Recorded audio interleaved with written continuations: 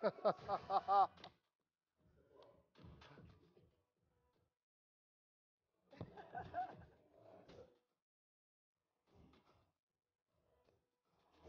oui, oui, oui, jour de fête, le jour de fête est arrivé. Le grand moment tant attendu par toute la Côte d'Ivoire. Eh bien là, c'est demain que la Côte d'Ivoire accueillante, hospitalière, va évidemment ouvrir les portes de sa CAN. Et nous sommes très heureux de vivre ce moment historique. Beaucoup l'ont vécu il y a 40 ans, dont l'un est avec nous qui va commenter cette nouvelle CAN en Côte d'Ivoire et parler justement de son histoire de la CAN. Lui, pour le coup, on le recevra aujourd'hui. Christelle, bonsoir. Bonsoir André, j'espère que vous allez bien. Il s'agit de ce monument, voilà, on les appelle les monuments dans la communication, les dinosaures. Il s'agit de Eugène Dié-Kakou, mais pardonnez-moi, bonsoir chez vous. J'espère que vous allez bien. Bonsoir Plateau Herman, Élisée, Barry, Daouda, bonsoir. Bonsoir Christelle. Bonsoir, on est à J-1, André. On y est là déjà. On y est dedans et l'ambiance en Abidjan et dans tout le pays. Et comme ça, tout le monde est d'attaque pour ce premier match et pour la meilleure CAN de l'histoire. André, avant de recevoir Eugène Dié, on demande simplement à la régie de poser ceci.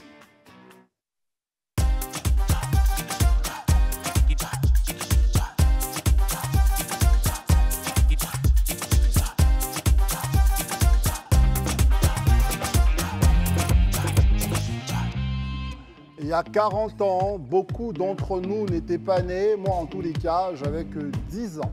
Il y a 40 ans, entendez-vous bien, la Côte d'Ivoire accueillait sa CAN, première édition. Après, on va dire le fait que la Tanzanie, si mes souvenirs sont bons, ait fait faux bond. Eh bien, finalement, c'est la Côte d'Ivoire qui a accueilli cette compétition. Et aujourd'hui, le Malawi, voilà. Et donc, aujourd'hui, nous sommes là pour vous raconter toute une histoire sur ce qui va se passer aujourd'hui, mais ce que lui, il a vécu durant des années. Ce sera donc maintenant, Christelle. Et André, lorsque vous disiez que vous aviez 10 ans en 1984, je voyais notre doyen sourire. Je le voyais sourire, j'imagine un peu les calculs qui devaient se faire dans sa tête. En tout cas, Eugène Dié, bonsoir. C'est un grand privilège. Eugène Dié-Kakou. Pardon, Eugène Dié-Kakou. Voilà. Encore une fois, bonsoir. C'est un grand privilège. Vous aurez pu dire aussi oui, j'aurais pu Jacques-Christophe Améao. Jacques-Christophe Améao. Voilà, tout ça, c'est mes prénoms. Ouais. Très bien. Donc, Eugène Dié-Kakou, Jacques-Christophe Améao. Bonsoir encore une fois. Bonsoir. Et merci d'être là, ici au Grand Talk. C'est un grand privilège pour nous. Mais c'est une joie pour moi. On parlera de la CAN 2024, mais il est bon aussi que vous rappeliez à nos souvenirs ce qui s'est passé en 1984 et dans les autres CAN. Nous étions très jeunes, n'est-ce pas? Ouais, voilà. Nous étions très jeunes. Pour ouvrir, 10 ans. Il faut, oui, bien sûr. Mais avant, on sait que vous avez écrit un ouvrage, mes années CAN. Mes meilleures CAN. Mes meilleures CAN. Et surtout, ma première question qui me vient à l'esprit quand j'apprends que nous allons recevoir le doyen Eugène Kakou, comme on l'appelait, et après on a eu le Dié, c'est est-ce qu'en 84, il y avait cette effervescence? Si vous deviez comparer l'attente de cette compétition entre les deux moments, les deux périodes, que diriez-vous? Est-ce que vous sentez la même chose? Comment vous analysez justement ces deux moments-là? On ne peut pas les comparer. Pourquoi? Parce que moi, je vis à Bengourou maintenant. Ouais. Chaque fois que je viens à Abidjan, je suis perdu. Hier, j'allais au plateau dans un hôtel. Je ne savais pas. Avant, il y avait un trou là. Et aujourd'hui, c'est un hôtel. Ouais. Okay. Il y a 40 ans, parce qu'il y a 40 ans, eh bien, Abidjan était peut-être... maintenant, ça fait peut-être 10 fois l'Abidjan il y a 40 ans. Bien sûr. Donc, déjà là, c'était compliqué. C'est un vrai changement. Voilà.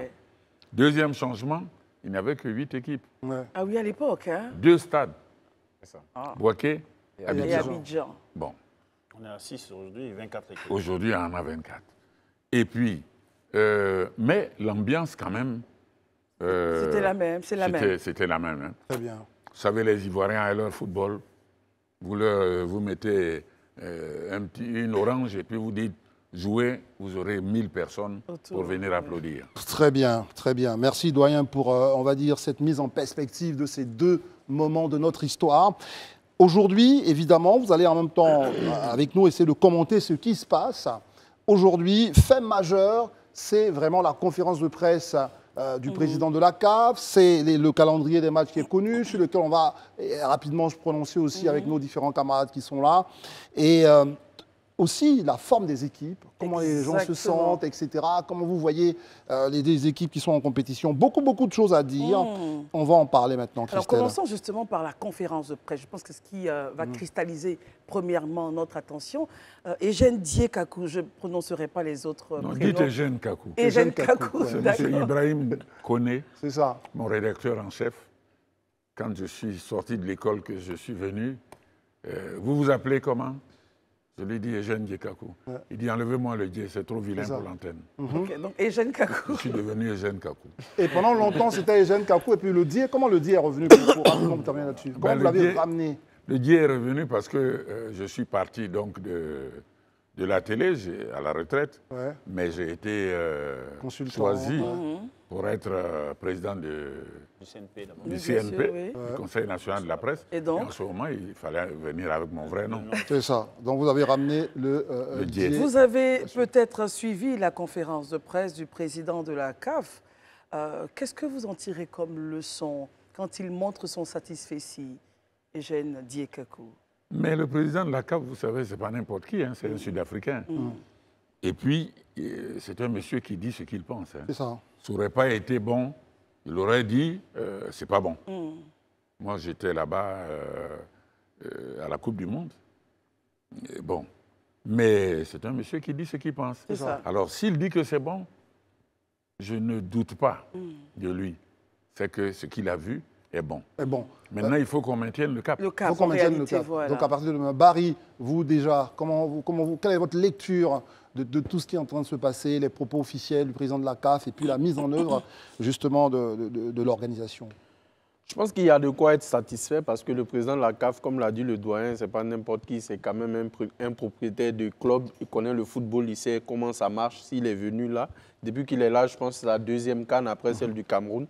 Donc, il a eu le temps de faire la part des choses. D'ailleurs, il n'a pas manqué de signaler ce qui s'est passé à Olembe à l'époque, l'accident au stade de Yaoundé. Il a dit que là, il est satisfait. Donc, c'est un satisfait qu'il adresse à la Côte d'Ivoire. Un satisfait qui est aussi une forme de pression. Parce qu'il y a déjà un bon travail qui a été fait. Il faut continuer, il ne faut pas dormir si c'est laurier.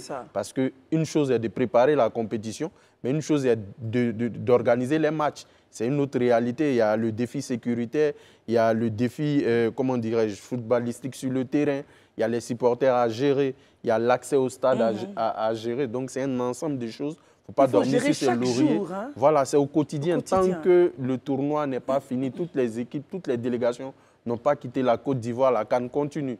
Donc, il faut continuer à travailler. Il ne faut pas dormir si c'est laurier, quoi. Alors, Élisée, la Côte d'Ivoire a les moyens de maintenir le cap jour après jour, minute après minute, pour faire de cette CAN la meilleure dans ses moindres détails. Oui, moi, je reste pertinemment convaincu qu'on a non seulement les moyens, mais c'est ce qu'on va faire, justement. La Côte d'Ivoire maintiendra le cap et relèvera le défi de la CAN, la plus belle CAN de l'histoire de l'Afrique, comme même le dit Daouda. Je pense qu'on a vraiment les moyens de le faire. Rien qu'à regarder un peu, pour nous qui sommes souvent un peu sur la toile, qui suivons un peu les chroniques de l'aîné Fernand Dédé, quand vous lisez, vous voyez un peu comment les soucis qu'avait exprimé le responsable média de la CAF, vraiment après avoir regardé un peu la salle, avoir vu qu'il y avait un souci d'électricité et de connexion, comment la situation était décantée à quelques heures, au point où de la sueur froide, il est passé à cette joie littérale-là. Donc la célérité avec laquelle on règle les problèmes. Oui, ça montre déjà qu'il y a déjà cette disponibilité-là. C'est vrai, c'est une œuvre humaine, elle n'est jamais parfaite. Mais on se donne quand même les moyens de réduire au maximum les effets de désagrément. Et ça, c'est vraiment à saluer.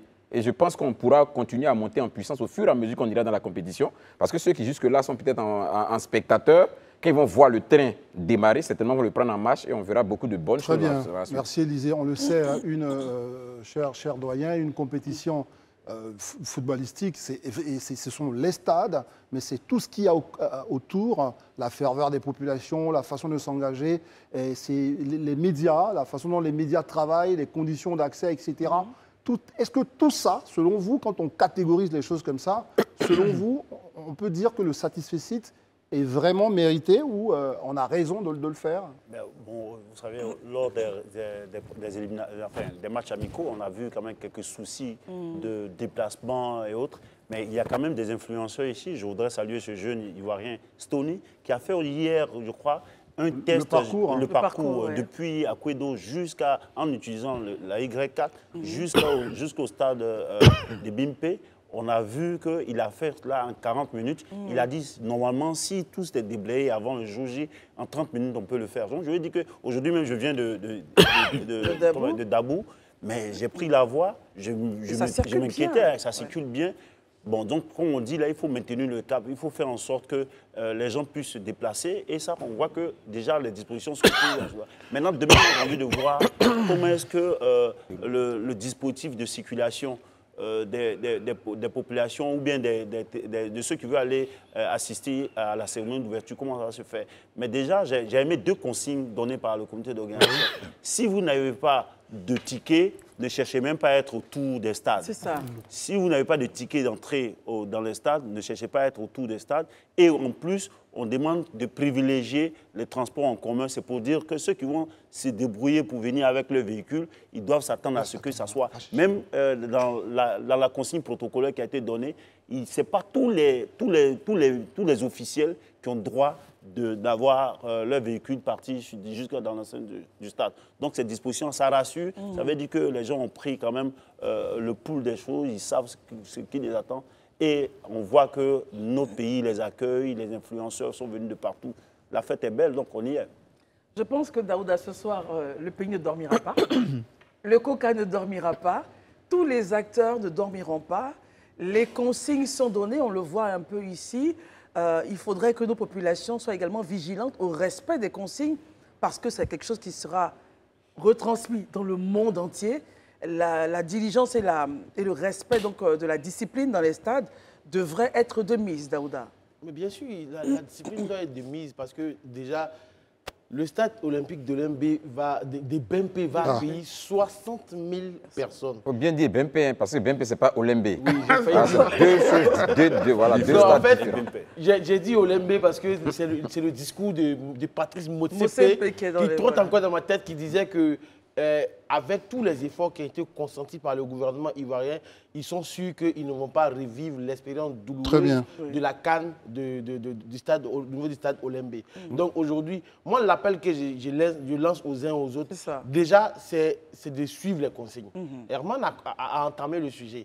Mais quand on voit des ministres d'État, des présidents d'institutions, ou même, comment on appelle ça, des hauts cadres de la République, eux-mêmes emprunter le car, pour aller en transport en commun au stade, nous, on doit suivre cet ordre-là. Parce que aujourd'hui, l'État ivoirien montre que, de façon claire, le poisson pourrit par la tête. Donc, en donnant l'exemple, je pense que les gens vont forcément suivre la cadence. Donc, je pense que la CAF a donné ses consignes. Ne venez pas avec vos bouteilles d'eau, de la boisson, un couteau, des armes à feu. Il y a plein de consignes. Suivez-les tout simplement. Ça ne vous coûtera absolument rien que de suivre ces consignes. C'est ça qui est le plus important. En tout cas, une chose est certaine, moi je ne dormirai pas. Je suis déjà en pagne de la CAN. Le maillot est là. Nous sommes tous en pagne. Donc ne dormez pas parce que cette fête-là, c'est la fête de tous les Ivoiriens. Elle sera la plus belle CAN. Virgule. Jamais organisée. Très bien. En tout cas, vraiment. Cette virgule à mettre. Vraiment, c'est une émission, c'est vrai. On parle, mais c'est avant tout une émission de fête. Donc on appelle, comme l'a dit Daouda, tous nos compatriotes à s'impliquer, à vivre ce moment historique qu'ils vivent une fois dans leur vie. Mais non, lui, il va vivre ça 2 fois dans sa vie au moins. Doyen, donc vous l'avez vécu, je veux dire, en 84, et vous vivez encore. Vous, comment aujourd'hui, parce qu'on va revenir à vous, et sans doute on aura le temps de parler du bouquin, est-ce que vous vous souvenez de la cérémonie d'ouverture en 84? En 84, je m'en souviens. Ouais. Il y a eu une belle petite cérémonie d'ouverture. Il y avait d'ailleurs un éléphant balèze qu'on avait au départ. les gens ont voulu faire venir un véritable éléphant. Wow. Mais on ne savait pas comment le contrôler. En cas de dérapage. Alors, on a construit un éléphant, mais le problème, c'est qu'après, pour le sortir du stade, c'était impossible. Compliqué. Il est resté dans le stade. On a dû le casser. Oui, pendant il est resté assez longtemps. pendant un moment. Assez longtemps, et puis après, on l'a cassé parce qu'il empêchait les gens de voir les matchs. Mais la cérémonie d'ouverture, je pense que demain, ça va être quelque chose d'extraordinaire. Parce que d'abord, ce que j'ai apprécié, c'est qu'on m'a dit, et j'ai entendu les gens des BIMP eux-mêmes dire demain, nous aurons à la cérémonie d'ouverture, nous allons ouvrir avec la danse guerrière. Oh là là, le taprognan, c'est ça? Taprognan, ça c'est ébrié. Fakwe. Fonkwe. Ils vont ouvrir avec la danse guerrière. Oh, c'est-à-dire que c'est la Côte d'Ivoire, Oui. vous voyez, culturelle. Culturel qui s'exprime. Qui s'exprime. Et puis, quand ils vont le faire, qu'on croit ou qu'on ne croit pas, nous sommes chez nous. Hein. Si on danse ça, c'est qu'on met un peu pour dire il faut qu'on gagne. Alors, mais justement, comment était le président Houphouët à cette époque-là? On imagine la fierté. C'était la première fois que la Côte d'Ivoire accueillait la CAN. Oui. Il devait être fier au milieu de ses hôtes. Il était fier, il était heureux. Ça se voyait. Quand le président Houphouët est heureux, ça se voit, hein, ça se sent, ça se voit, il s'exprime. Il s'exprime. Et vraiment, c'était une belle chose.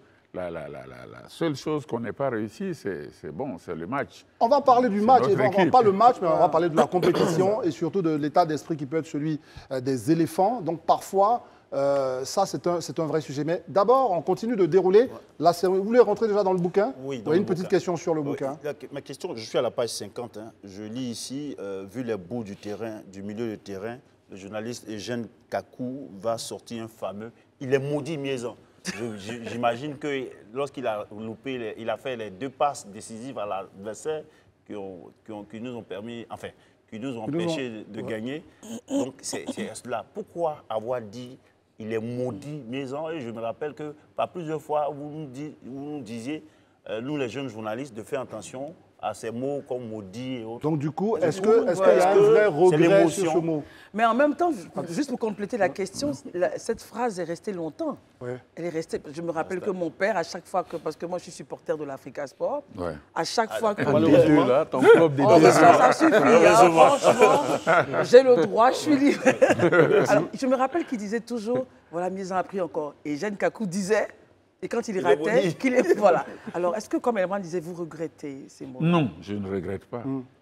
Je l'ai dit, j'avais réfléchi avant de le dire. Mais au fond, je dis toujours, et dans le bouquin, je le dis, qu'auriez-vous dit à ma place? Quand, dans le premier match contre l'Égypte, il est milieu de terrain, il se retrouve arrière, on ne sait pas comment. Là-bas, il a une balle et il fait une passe à l'adversaire qui va marquer. Nous sommes battus. Nous avons un match contre le Cameroun après. La même chose. La même chose. Qu'auriez-vous dit? Peut-être des forces bizarres le poussent. Enfin, je sais pas. Moi, j'ai dit, il est maudit. Et c'est vrai, il était maudit. Oh. Mais c'est vrai. Non, mais dit dans le sens, je veux dire, philosophique du terme. Voilà, c'est pas... Écoutez, sachez que tout le monde sache que Miezan est de ma famille. Ah, d'accord. Ah oui, il est de la famille... Miezan Pascal. Oui, il est de la famille Da Silva, de la famille Pango. C'est ça. OK.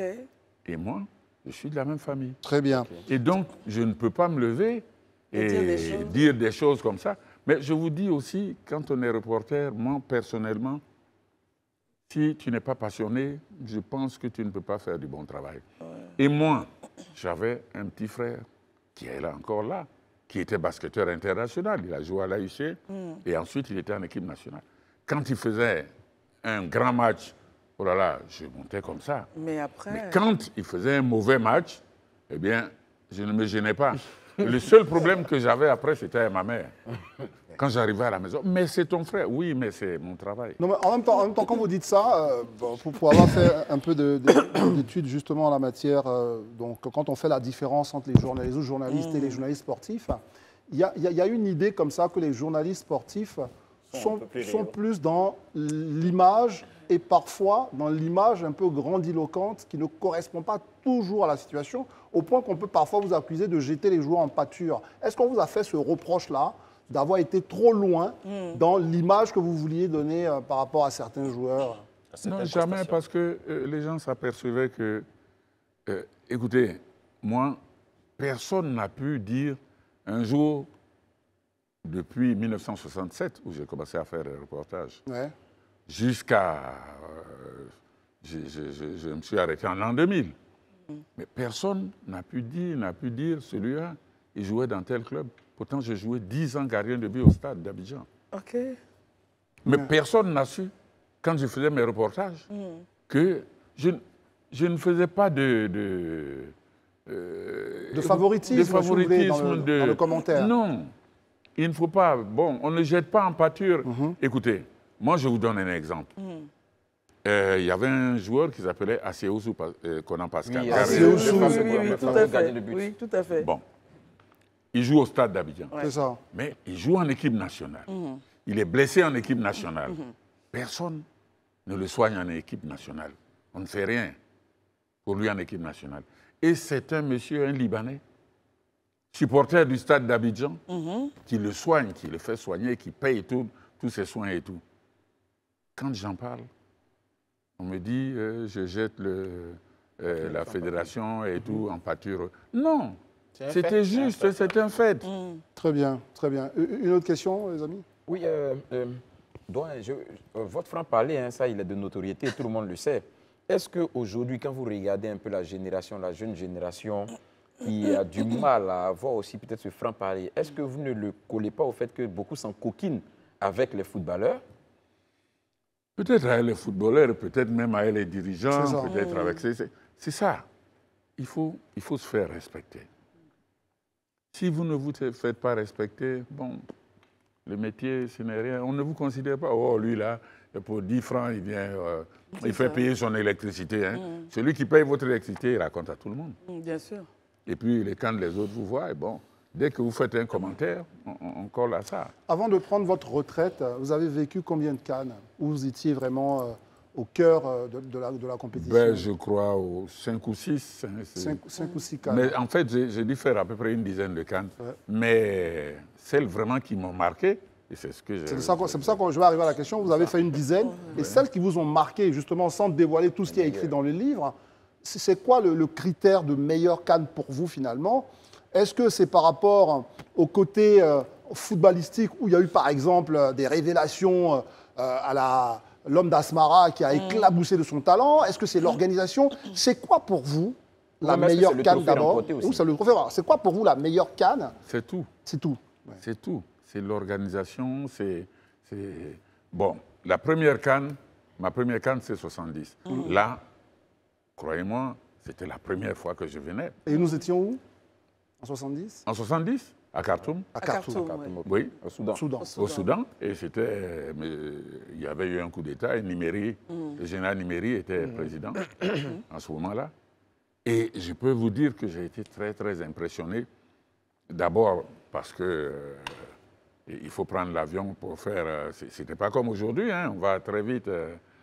Nous, il nous fallait passer en Europe pour revenir en Afrique. Wow. Donc on a fait 2 ou 3 jours pour arriver à Khartoum. Et quand vous arrivez, l'ambiance? L'ambiance, bon, en ce moment-là, vous savez, les Soudanais, ils sont quand même... sauf quand ils rentrent dans le stade. Ouais. Quand ils rentrent dans le stade, vous voyez un stade tout blanc. Ils sont tous de blanc vêtus. Okay. Et puis quand il y a une belle action, vous voyez tout le public qui se lève et qui dit « Aïwa » ou bien « Yassala » et tout le public. Ou alors, comme le terrain n'était pas si grand que ça, la balle, quelquefois, leur tombe dans les tribunes. Oui. Si elle tombe là, vous allez récupérer la balle de l'autre côté et remettre la balle en jeu en criant tous « Yassala ». Ça, c'était impressionnant. C'est les souvenirs que vous avez comme ça dans la tête. Oui, mais aussi, l'autre souvenir, il faut le dire, c'est Laurent Pokou. Ouais. Le premier match. d'Asmara. Il était déjà l'homme d'Asmara, Okay. parce que c'est Diomandé Metouba qui lui a donné ce nom-là, de l'homme d'Asmara. C'est là encore l'œuvre des journalistes. Hein. Oui. Alors, quels sont les joueurs, pour vous, qui, au fur et à mesure des CAN, parlant de la Côte d'Ivoire, qui ont marqué leur nom dans l'histoire du football ivoirien, On avait quand même des grands joueurs comme Calais, comme Bazo, mais beaucoup, c'était la crème. La crème. Vous savez, j'ai un ami journaliste, malheureusement, qui est décédé, guinéen, Paté Diallo, qui disait beaucoup, c'est un artiste, les autres sont des artisans. Et je peux vous dire, je dis ça partout, comme le président Sékou Touré. Un jour que nous étions là-bas avec Mamadou Berté, que vous devez connaître. Bien sûr. Eh bien, il nous a reçus à déjeuner. D'ailleurs, ça c'est une anecdote. On arrive, il dit donnez une table aux Ivoiriens là. Je dis, président, nous sommes africains, nous mangeons comme. Lui était sur une natte avec des. Et puis on s'assoit, et puis il dit donnez-leur des cuillères. On dit non, mais on mange à la main comme vous. Bon, pendant qu'on mange, il dit mais si j'étais le président au fouet, j'aurais mis Fanny Ibrahima en prison. Et pourquoi? J'ai dit mais monsieur le président, pourquoi? Il dit mais parce que Fanny Ibrahima a blessé beaucoup. Beaucoup, ce n'est plus pour vous. Ce n'est pas pour la Côte d'Ivoire, ce n'est pas pour l'Afrique. C'est pour le monde. C'est l'Afrique qui, par beaucoup, montre que nous pouvons tout faire comme les autres. Tiens, le voilà. On salue la mémoire de ces deux d'ailleurs, Fanny Ibrahima et... Fanny est mort? Non, c'est pas l'ancien maire de... Si voilà, il est mort quand? Il est décédé, vous n'êtes pas au courant. Ah non, ça je ne savais pas. Mais moi, vous parliez de beaucoup, mais la question de Christophe est justement au fur des cas. Au fur et à mesure après, pourquoi est-ce qu'il y a d'autres joueurs où il n'y en a pas du tout? Ivoiriens? Ah si, quand même. Voilà. Après beaucoup, parce que beaucoup a joué peut-être 3 ou 4 CAN et il y a eu d'abord en Éthiopie, ensuite au Soudan, et puis après il y a eu en Égypte. Bon, là, il est venu en retard, d'ailleurs, parce qu'il était professionnel déjà. Et il est venu en retard, il n'a pas pu... Mais après beaucoup, il y a eu bien d'autres encore qui... Comme qui, par exemple, qui mérite d'être aussi honoré comme... Bon, il y a eu Drogba. Non, parce qu'il y a plusieurs générations, mais avant la génération de Drogba, il y a des gens qui vous ont marqué, parce qu'à partir de 84, il a commencé à avoir quand même une... Peut-être un peu avant, mais toute une autre génération, je dis, qui ont succédé à Pokou Laurent et les autres. Oui, mais c'était, disons que c'était pratiquement, maintenant, il faut arriver à la génération 92. C'est ça. Avec les Gadi Seli, avec Youssouf Fofana, Abdoulaye Traoré, quelqu'un qui aurait pu être comme Pokou. Si, Abdoulaye Traoré? Oui, il est doué. Qu'est-ce qui va marcher selon vous? Mais il n'aime pas travailler, c'est tout. Ça veut dire quoi? Non, il ne travaille pas. Non, il fallait dire fainéant. C'est vous qui me mettez ça dans la bouche. Mais quand vous dites qu'il ne travaille pas, ça veut dire comment le comprendre? C'est à l'entraînement. Vous voyez beaucoup, après l'entraînement de tout le monde, il reste, hein? Il fait peut-être 10, 15 tours pour se mettre en condition. Très bien. Abdoulaye Traoré est plus doué, c'est le plus doué de toute cette génération. En tout cas, parmi pas seulement la génération jusqu'à présent. Hein. Ah bon? C'est le plus doué. Il n'y a pas beaucoup qui ont le talent. C'est comme Guerre Moula. C'est-à-dire, dans une surface de réparation, ne laissez pas la balle, il ne fait que pointer et puis c'est fini. Hein. Vous parliez aussi de Drogba, Didier Drogba. Oui, de Didier Drogba, mais ce n'est pas la même chose. Quand les gens me disent beaucoup Drogba, je dis non. Il n'y a pas de comparaison. Il n'y a pas de comparaison entre Pokou et Drogba. Drogba est loin derrière Pokou. Chacun a son style, c'est ça? C'est pas chacun a son style, mais tout. En tout. Mais qu'est-ce qui, selon vous, est l'insuffisance au niveau de Drogba qui puisse... non, pas forcément. C'est-à-dire, c'est qu'est-ce qui est fait Pokou. C'est un garçon qui va regarder le dernier match qu'il joue avant d'aller en France. Il joue contre le Stade d'Abidjan en Coupe nationale. Et puis, le Stade mène 3-1. Il y a 3 minutes. Et puis, moi, j'étais reporter, j'étais en direct. Mais Touba était en studio, il me dit, mais les carottes sont cuites. J'ai dit non, quand il y a un gars comme Pokou, je n'ai même pas fini de dire, je le vois qui fait ça. Il réclame la balle. Son gars qui avait la balle, lui fait ça. C'est-à-dire, il y a les 2 arrières. Il réclame. Le gars mène la balle. Comment il s'est arrangé pour que les 2 arrières se rendent dedans? qu'il aille dribbler tout quand Daniel, le gardien, qu'il mette la balle ici et qu'il revienne. Il restait 1 minute et demie. C'est pas vrai. La même chose, 3-3. En prolongation, première prolongation, 5-3, 2 buts de beaucoup encore. Wow. Et puis, Maître Mondon... Donc, il avait la capacité de plier un match à la minute près. Et puis, il vous dit, lui, je vais gagner à Conakry quand le Afia nous bat là-bas, bat la sec. Il dit au micro, parce qu'à Conakry, le micro au stade, le stade est sonorisé. Il dit, arrivé à Abidjan, en 15 minutes, je qualifie la sec. En 15 minutes, il a marqué 3 buts. Qu'est-ce que vous voulez faire? C'est la même chose pour que nous allions à Khartoum. On va à Bamako, match nul. On revient ici, on l'avait suspendu. Et c'est nous qui faisions Mohan, Metouba, Thiam Belafonte. On demande à ce qu'ils viennent. Et le ministre des Sports d'antan, c'était Alain Etienne, il nous dit, vous faites tout ce tapage, mais si il ne nous qualifie pas, je dis, faites-nous partie des organes de presse. Le président demande au ministre Etienne Hayen de dire à l'entraîneur de le faire jouer. Et puis, Etienne Hayen impose à l'entraîneur de le faire jouer. Alors, dès qu'il a joué, en première mi-temps, il marque 2 buts. Il fait marquer 1 en anglais. Wow. Deuxième mi-temps, il marque un autre. Ça fait 4-0. Ça, c'était vraiment beaucoup. Eustache Manglé et tous les autres. Est-ce que, justement, revenons sur cette génération, on a 2-3 minutes pour terminer là-dessus. Quand vous regardez cette génération qui accueille la CAN, vous dites, il y a quelque chose qui peut les sublimer, à la différence de ceux de 84, parce que quand même, on joue à domicile, et parfois on pense que les Ivoiriens ont du mal à gérer la pression à domicile. Est-ce qu'il y a quelque chose qui peut sublimer cette génération-là pour la compétition qui commence demain? Mais il faut qu'ils sachent qu'ils jouent pour la Côte d'Ivoire. Et qu'ils jouent ici, en Côte d'Ivoire. Qu'ils n'ont pas le droit de faire pleurer un gamin même de 7 ans. Non, mais... Non, je vais vous arrêter. Vous dites qu'ils n'ont pas le droit, mais ils donnent tout ce qu'ils peuvent aussi. Mais c'est ce qu'on dit, mais si on donne tout ce qu'on peut, on doit pouvoir gagner de cette façon-là. Parce que, est-ce que vous vous rendez compte? Est-ce qu'il est normal? Moi, c'est ce que je leur reproche actuellement. Ces buts de fin de match. Pourquoi? Franchement. Quand ils prennent des buts en fin de match. Pourquoi?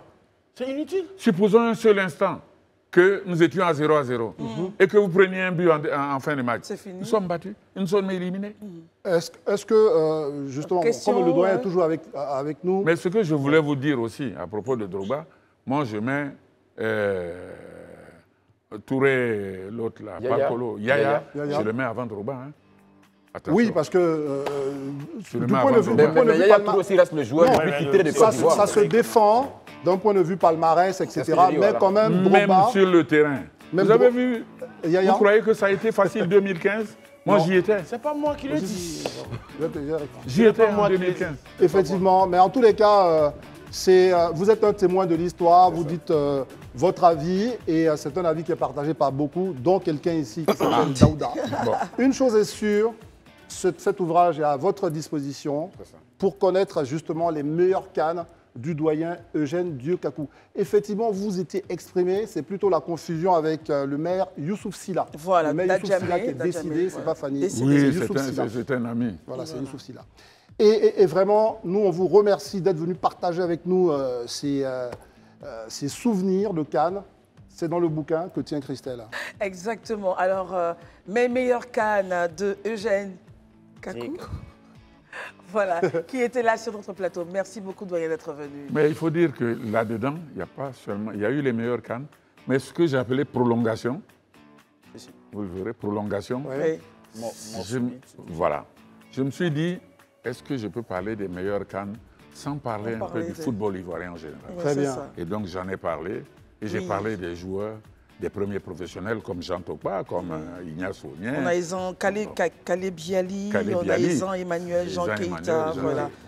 Merci beaucoup d'être venu, doyen. Ce fut un grand plaisir pour nous de vous avoir. C'est moi qui vous remercie, vraiment. Je ne sais pas ce que vous dire. Je souhaite simplement que nous gagnions et que nous nous retrouvions ici pour faire la fête après. Exactement. Jour de fête.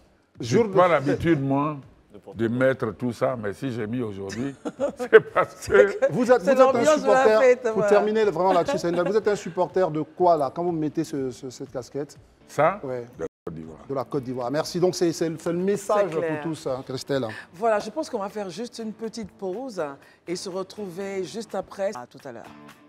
La plus belle CAN jamais organisée en terre africaine est bel et bien là.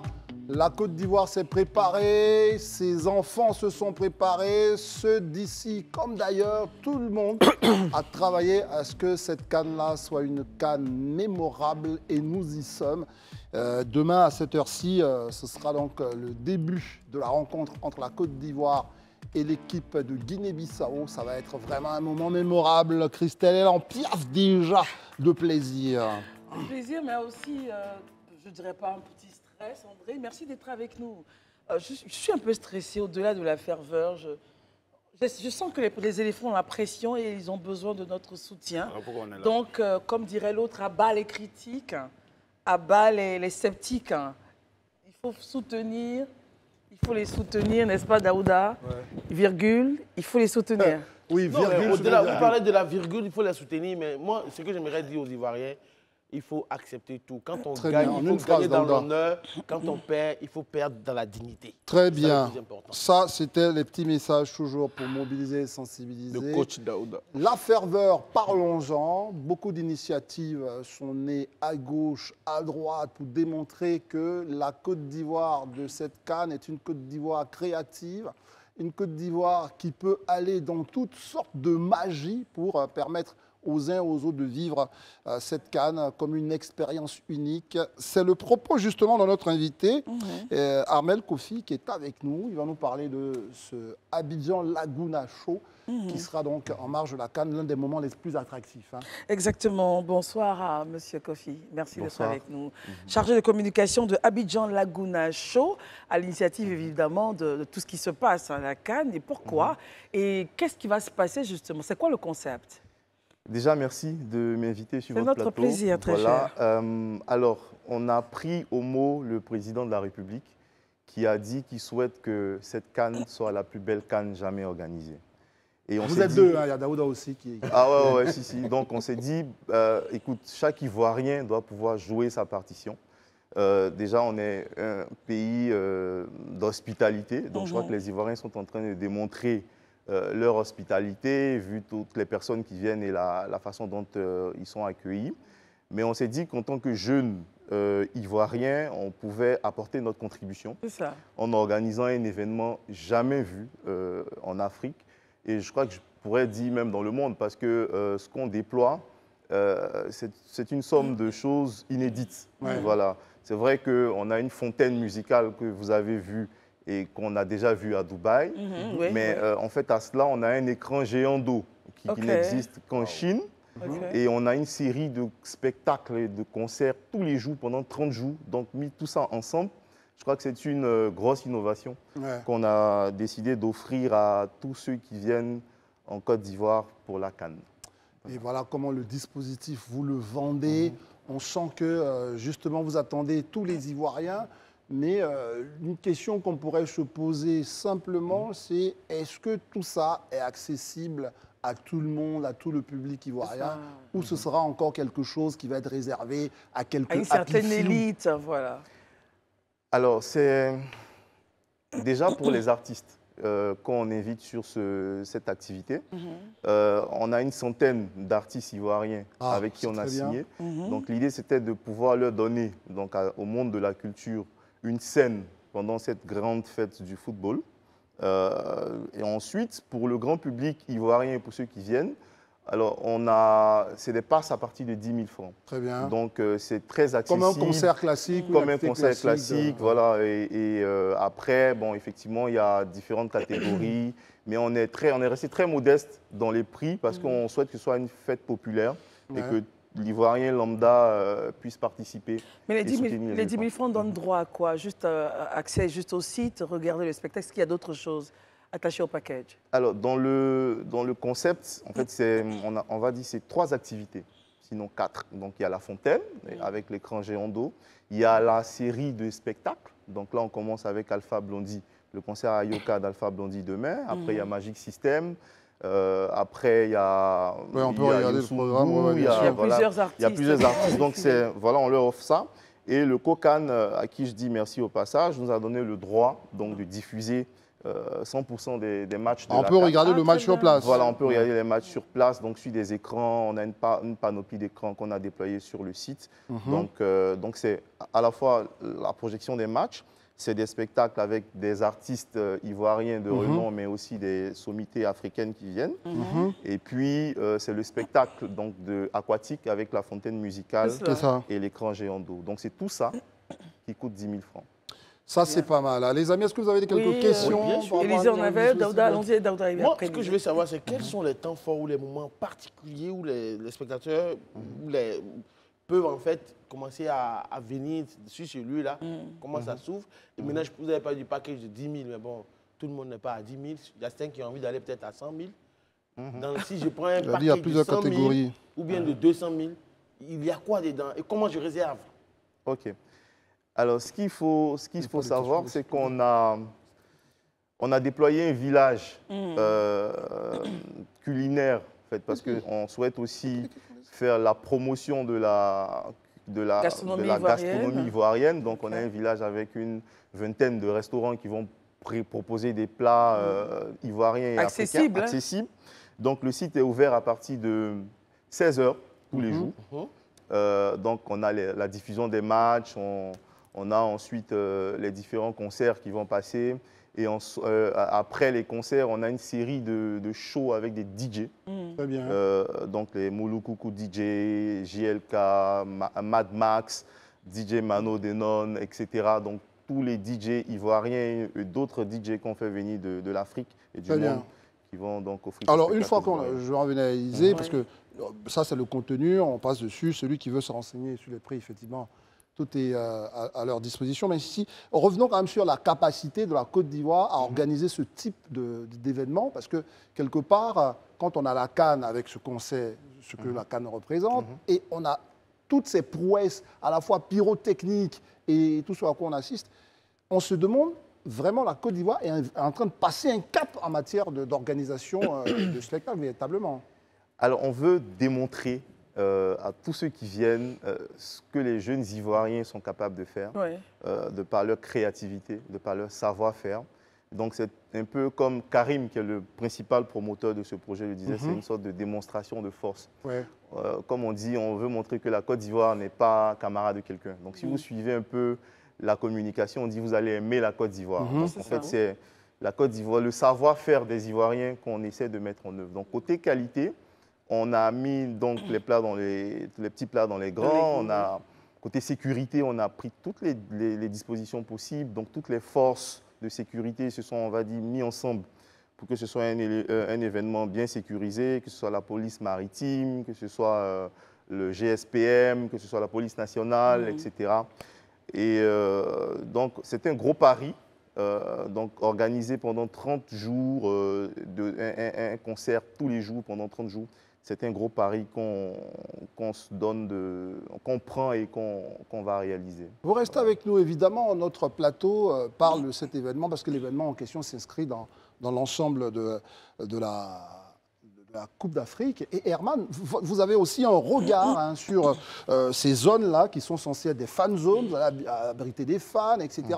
Quand vous entendez ça, comment vous réagissez justement par rapport à la préparation de ces villages CAN, de ces fan zones, et quel est votre avis là-dessus, Herman, au regard aussi de tout ce que nous dit Armel Kofi? Je dis simplement qu'il y a peut-être une semaine en arrière, on était un peu perplexe quant au contenu de tout ce qui sera autour de la CAN, des rencontres. Mais je veux dire que depuis que le comité d'organisation de la CAN, le COCAN, a décidé de permettre à lever son interdiction à certains endroits de pouvoir célébrer la CAN. Je pense que depuis ce jour-là, on voit quand même que des initiatives, ça et là, sont prises partout pour essayer de faire vivre. Moi, c'est vrai que ça, il parle d'Abidjan. Je voulais même lui demander où exactement, parce qu'aujourd'hui même, je suis parti au plateau, j'étais avec des gens dans un immeuble, ils se demandaient mais où est-ce qu'ils vont se faire exactement où le site exactement. Le lieu, ouais. Mais on ne faudrait pas qu'on se dise que c'est seulement à Abidjan que ça se passe. Ailleurs, j'ai entendu certaines personnes dire que dans même leur village, ils vont faire des animations. Font des animations. Très bien. Je pense que les gens, même le pagne qui n'était pas adopté dès le début, aujourd'hui les gens, il y a eu plein de commandes aussi que les gens font. La preuve, nous sommes en pagne cocaine. Il y a quelque chose qui se passe, quoi. Voilà, on est en pagne cocaine sur ce plateau, n'est-ce pas? Oui, et ça, permettez-moi, parce que c'est très important ce qu'elle dit, on est en pagne cocaine, et ça vous réjouit. Bah oui, évidemment. Ça me réjouit. Même si ça fait mutuelle du village. Oh, mais il est rabat-joie, Daouda, c'est pas vrai. Non, mais ça vient de toi. Alors, mais on va passer à Élisée qui voulait donc intervenir. Élisée, par rapport justement à toute la ferveur de cette CAN, au niveau des réceptifs hôteliers. Parlons-en. Voilà, une petite polémique est en train de naître sur la possibilité justement de l'accès aux chambres pour les personnes de même sexe, Élisée. Non, mais je pense qu'on ne parlait plus de polémique parce qu'il y a une circulaire qui est sortie et qui a plus ou moins réglé la question. Voilà, réglé la question. C'est vrai que certaines personnes avaient souhaité, ou du moins avaient indiqué qu'il était inadmissible pour deux personnes de même sexe d'être dans la même chambre. Mais comme je l'ai souvent l'habitude de dire, à situation exceptionnelle, mesure exceptionnelle. Même si on avait l'habitude de faire d'une manière, mais vu aujourd'hui qu'on accueille près de 1 500 000, voire 2 millions de personnes qui viennent, déjà, la première chose, avant que les gens ne fassent la fête ou bien même que les gens ne participent économiquement à la vie du pays, il faut quand même qu'elles aient où poser leur tête, se reposer. Donc, je crois qu'à ce niveau-là, les organisateurs ont pris les dispositions qu'il faut et la circulaire est sortie pour mettre de l'ordre. Donc ça, pour moi, la polémique, comme je le disais, est déjà modèle de sa belle mort. Maintenant, il faut aussi que, comme je le dis, l'hospitalité légendaire ivoirienne, c'est aussi celle-là d'accueillir chez soi ou inviter à manger, recevoir chez l'habitant des gens qui ne sont pas forcément de notre pays. Voilà, les invités. Là, je salue déjà une action que l'UNJCI a fait tout à l'heure en recevant tous les confrères, voilà, qui sont venus pour la CAN, à les recevoir à dîner. Ça, c'est quelque chose vraiment à saluer. Et je pense que chaque Ivoirien doit être porté par cela. C'est une occasion pour nous peut-être d'inviter un ami au restaurant, lui montrer quelque chose qu'il ne connaît pas de la Côte d'Ivoire. Très bien. Et donc ça aussi, c'est une bonne occasion. Et en même temps, mais vous voulez quand même, dans la suite d'Élysée, permettre à Armel Kofi de réagir sur ce communiqué, sur cette affaire. Parce que vous allez accueillir du beau monde, ils vont venir, justement. Est-ce que ça aurait pu être une interdiction que vous auriez pu vous fixer de voir arriver deux mecs qui se tiennent par le bras, enfin, j'en sais rien, mais comment vous analysez ça, Armel? C'est une colle. Moi, j'abonde dans le même sens qu'Élysée. Je pense qu'il faut rester ce pays-là qui accueille tout le monde. Donc, on est terre d'hospitalité, c'est ce qu'on a vendu. Et donc, je pense que c'est ce qu'il faut faire. Et il faut aller plus loin, comme il dit. Il faut que chaque Ivoirien, à son niveau, démontre que la Côte d'Ivoire est véritablement un terre pays d'hospitalité. Donc, voilà. Très bien. Alors, justement, Daouda, on va revenir sur les consignes au stade. La fête ne sera que belle, encore plus belle, que si à cette première journée, donc le match d'ouverture, les consignes données par le COCAN et la CAF sont respectées, mais scrupuleusement par les 60 000 téléspectateurs, du moins spectateurs. Tu sais, Christelle, au-delà de la consigne qui a été donnée par la CAF, j'ai vu la consigne de la gendarmerie nationale. Elle est claire, elle est limpide. C'est-à-dire, dans un premier temps, que tu sois policier, gendarme, douanier, aucune carte professionnelle n'a accès au stade sans billet. Ça, c'est le premier point. Les engins à 2 roues n'ont pas accès au stade. Les véhicules n'ont pas, si tu n'as pas de badge, tu n'as pas accès au stade. Même si tu es policier, et tu n'as pas le droit de venir avec ton arme. Vous voyez, cette fête-là, la Côte d'Ivoire l'a voulu belle. Le président Alassane Ouattara l'a voulu belle. Nous-mêmes qui sommes sur ce plateau, on voit cette fête-là vraiment de façon, comme vous l'avez si bien dit, on va se démontrer qui est fort sur ce continent. Donc, de façon claire, pour pouvoir réussir ce pari-là, c'est la discipline. Et la discipline-là, c'est la mère de toutes choses. Ça doit être le leitmotiv. Et je pense qu'on a réussi le pari de la mobilisation, on a réussi le pari de l'hospitalité. Il faut réussir maintenant le pari de la discipline. C'est ça qui est le plus important. Et c'est comme ça qu'on va avoir la plus belle CAN jamais organisée. C'est ce qui est intéressant. Quand on regarde aujourd'hui, même ceux qui tiraient à flanc sur le comité d'organisation, sur certaines imperfections. On changeait de tir. Chacun a changé, a bercé son ton. Donc, je veux dire que tout le monde est résolument engagé dans ce sens-là. De voir que nos pays portent un événement sportif aussi d'envergure et que nous tous, on veut faire en sorte que ça se passe bien. Mais n'empêche que après le 11 février, on viendra tous ici faire le bilan. Absolument. Parce que, mine de rien, c'est une facture aujourd'hui dont on parle de près de 1000 milliards. Donc on viendra, de France CFA, on viendra faire le point. Très bien. Barry, vous, votre jugement sur tout ce qu'on vient de dire. On a vu circuler, permettez l'expression, le plan de circulation, tout ça. Comment vous jugez tout ça? Vous l'avez lu? Est-ce que vous avez compris quelque chose? Est-ce que c'est tout à fait c'est clair? Est-ce que la communication sur les différents aspects qui pourraient pourrir un peu la vie des amoureux donc, de la CAN, tous ces aspects-là pour vous sont assez clairs? Non, pour moi, c'est assez clair. Et puis, quand vous prenez l'exemple des boissons alcoolisées, on a vu à l'Euro qui avait été organisé en France, c'est que les Anglais, les supporters anglais, les supporters russes ont fait dans la ville de Marseille les dégâts que ça fait. Donc ça, je pense que c'est déjà une bonne initiative. Mais ce que je veux dire, chaque Ivoirien ambassadeur de la compétition à son niveau. Ça. On nous demande de la discipline. Il faut être discipliné soi-même. Il ne faut pas qu'on attende d'être appelé à l'ordre. Il faut s'imposer soi-même une rigueur. Dire qu'à travers vous, c'est l'image de votre pays qui est en jeu. Donc vous recevez des gens, plus vous serez hospitalier, courtois, et vous serez discipliné, plus ceux qui viennent vont suivre votre exemple. Quand vous prenez le Ghana, par exemple, vous arrivez au Ghana, vous voyez les rues, vous-même, ça vous interpelle. Exactement. Donc, si les Ivoiriens eux-mêmes respectent leur cadre de vie, respectent l'environnement, naturellement, ceux qui viennent vont suivre le pas. Mais si vous vous mettez à uriner n'importe où, vous voulez que celui qui vienne là urine où? Il vous suivra. Il vous suivra. Donc, aussi simple que il faut copier les Japonais. Lors des dernières Coupes du Monde que j'ai regardées, les supporters japonais qui étaient allés au stade ont eux-mêmes nettoyé les tribunes où ils étaient. Ils ont eux-mêmes nettoyé les camps de base où ils étaient. Et ça a donné, en Russie, ils avaient été décorés. Justement, donc, par rapport à ça, vous, votre événement, ou votre espace plutôt, qui est ici donc, au bord de la lagune à Cocody, il faut le rappeler, à descendre du pont, votre espace est à quelle nature? Parce qu'il y a des catégorisations, village Cannes, fan zone, village Aquaba. Vous êtes quoi? Est-ce que vous êtes dans ces catégories-là? Il faut bien préciser l'endroit. Oui, déjà, c'est à l'espace Laguna. C'est ça. Je ne sais pas si je dirais la descente donc, du pont HKB, à côté donc, du domicile de Madame Thérèse Oufoué-Boigny. Voilà.